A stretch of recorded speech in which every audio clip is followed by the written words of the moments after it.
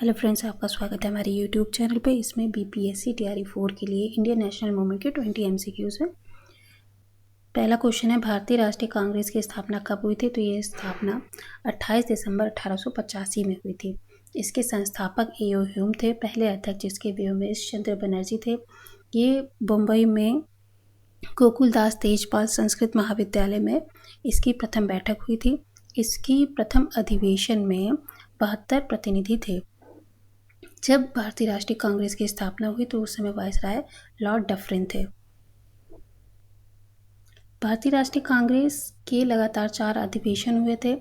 इसके याद करने का एक ट्रिक है, बकमई यानी बॉम्बे, कलकत्ता, मद्रास और इलाहाबाद। तो बॉम्बे का हम बता चुके हैं, डब्ल्यू.सी. बनर्जी थे। कलकत्ता में दादा भाई नौरोजी थे और मद्रास में बदरुद्दीन तैयब जी थे और इलाहाबाद में जॉर्ज यूले थे। 1905 ये भी बहुत ही इम्पोर्टेंट डेट है। 16 अक्टूबर 1905 को बंगाल 2 भागों में बँट गया था। इस दिवस को मैत्री दिवस और शोक दिवस के रूप में भी मनाया जाता है। भारतीय राष्ट्रीय कांग्रेस की स्थापना किसने की थी? भारतीय राष्ट्रीय कांग्रेस की स्थापना ए.ओ. ह्यूम ने की थी। बाकी ऑप्शन दादा भाई नौरोजी और कांग्रेस की ये 3 बार अध्यक्ष चुने गए थे। बाल गंगाधर तिलक, इनका बहुत ही फेमस स्टेटमेंट है, स्वराज मेरा जन्मसिद्ध अधिकार है, मैं इसे लेकर रहूँगा। ये स्टेटमेंट उन्होंने लखनऊ अधिवेशन 1916 में बोला था। सुरेंद्र नाथ बनर्जी को भारत रत्न और इन्हें सर की उपाधि भी प्राप्त थी। इन्हें राष्ट्र नेता भी कहा जाता है।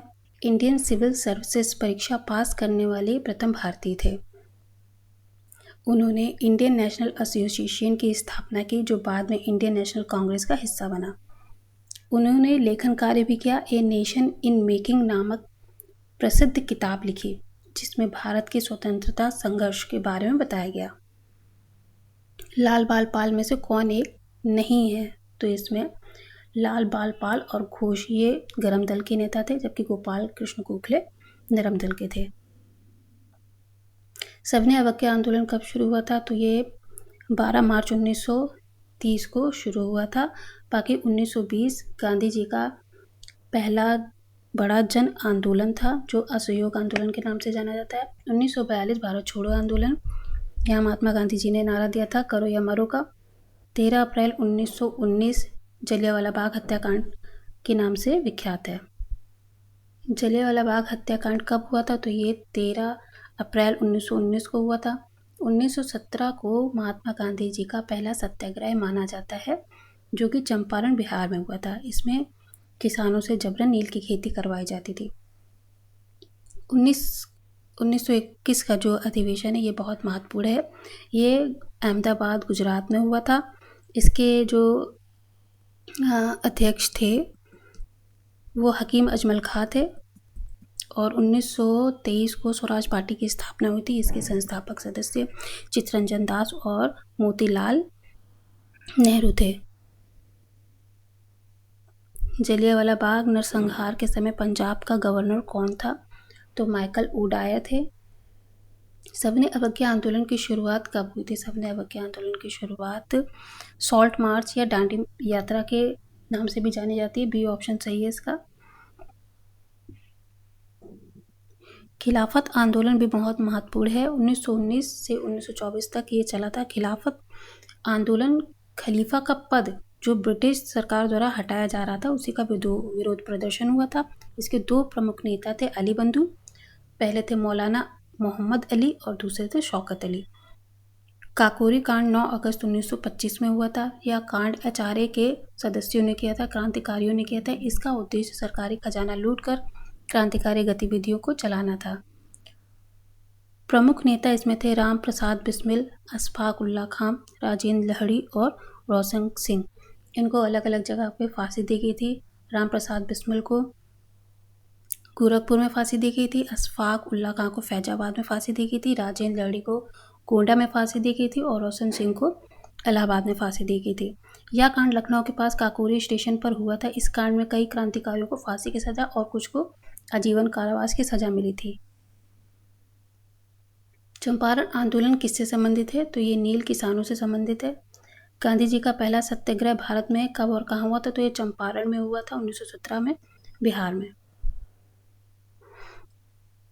इसमें 1920 का नागपुर अधिवेशन बहुत ही महत्वपूर्ण है।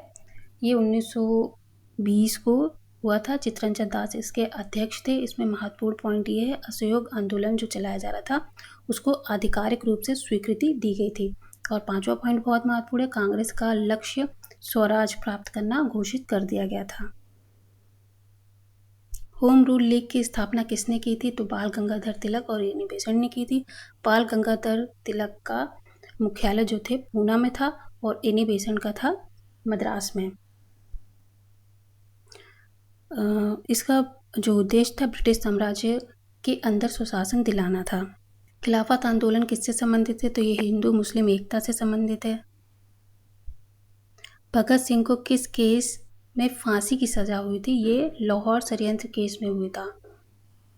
लाहौर षड्यंत्र केस 1929 से 1931 तक चला था। यह मामला सैंडरसन की हत्या 17 दिसंबर 1928 से जुड़ा था, जो लाला लाजपत राय की मृत्यु का बदला लेने के लिए की गई थी। इसमें मुख्य अभियुक्त थे भगत सिंह, राजगुरु, सुखदेव, चंद्रशेखर आज़ाद और अन्य क्रांतिकारी। यह मुकदमा लाहौर में, जो अब पाकिस्तान में है, चलाया गया था। भगत सिंह, राजगुरु और सुखदेव को फांसी की सजा दी गई थी 23 मार्च 1931 लाहौर जेल में। इसी दिन को शहीद दिवस के रूप में मनाया जाता है। असेंबली बम कांड 8 अप्रैल 1929 को हुआ था। भगत सिंह और बटुकेश्वर दत्त ने दिल्ली के केंद्रीय विधानसभा में यह बम फेंका था, पर किसी को नुकसान पहुंचाने के लिए नहीं, सिर्फ ब्रिटिश सरकार को चुनौती देने के लिए यह किया गया था।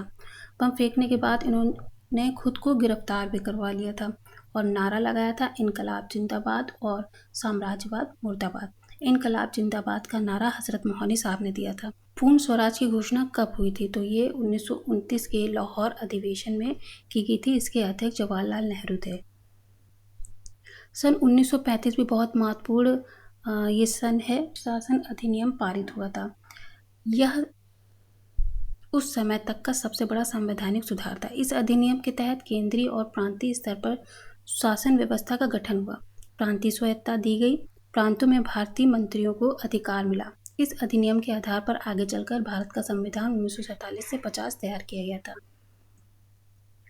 पूर्ण स्वराज की घोषणा कहाँ की गई थी? तो ये लाहौर में की गई थी। गांधी इरविन समझौता कब हुआ था? तो ये 5 मार्च 1931 को हुआ था। भारत छोड़ो आंदोलन कब शुरू हुआ था? तो ये 1942 में शुरू हुआ था। 8 अगस्त 1940, ये अगस्त प्रस्ताव नाम से ये डेट फेमस है। करो या मरो का नारा किस आंदोलन में दिया गया था? करो या मरो का नारा भारत छोड़ो आंदोलन के दौरान दिया गया था। स्वराज मेरा जन्मसिद्ध अधिकार है, या किसने कहा था? यह बाल गंगाधर तिलक ने कहा था। और भी स्टेटमेंट है, जैसे महात्मा गांधी जी के बहुत सारे स्टेटमेंट है। सत्य और अहिंसा ही मेरे जीवन के 2 आधार स्तंभ हैं। दूसरा इन्होंने कहा, पहले वे आपको नज़रअंदाज करेंगे, फिर आप पर हंसेंगे, फिर आपसे लड़ेंगे और अंत में आप जीतेंगे। तीसरा है, आँख के बदले आँख से पूरा विश्व अंधा हो जाएगा। चौथा है, आप वह बदलाव बनिए जो आप दुनिया में देखना चाहते हैं। पांचवा है, मेरे जीवन ही मेरा संदेश है। जवाहरलाल नेहरू के स्टेटमेंट है, आराम हराम है। महान कार्य कभी शक्ति से नहीं बल्कि दृढ़ निश्चय से होता है। विज्ञान ही आधुनिक भारत का मार्गदर्शक होना चाहिए। नई पीढ़ी हमारे देश का भविष्य है।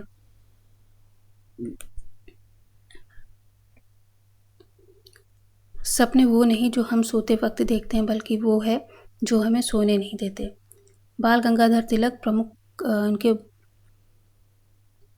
बाल गंगाधर के प्रमुख स्टेटमेंट है, स्वराज मेरा जन्मसिद्ध अधिकार है और मैं इसे लेकर रहूँगा। भारत का भविष्य भारतवासियों के हाथ में होना चाहिए। यदि भगवान अन्याय का समर्थन करता है तो मैं भगवान को भी अस्वीकार कर दूंगा।